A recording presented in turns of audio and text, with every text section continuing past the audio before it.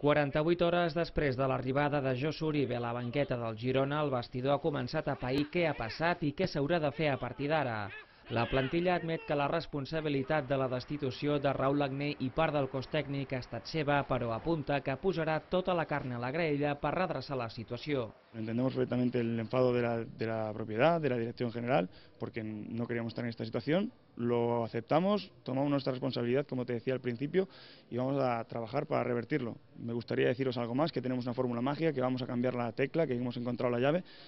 Lo que nos ha inculcado un nuevo entrenador es trabajo y yo creo que es lo único que podemos dar y lo que tenemos que dar por obligación.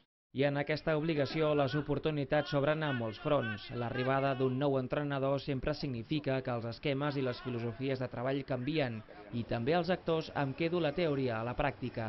En aquest sentit, Dani Mallo, que fins al moment només ha disputat els 90 minuts de Copa a Riazor contra el Depor, confia que la paraula d'Uribe compti i s'obri la porta. Ha dicho que cuenta con todos, por lo tanto todos somos todos. Yo y Roberto y Quintana y todos los jugadores de campo.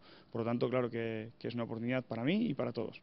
Si tant la seva oportunitat com la reacció de l'equip seran un fet, es veurà aquest dissabte a Montilivi contra el Múrcia.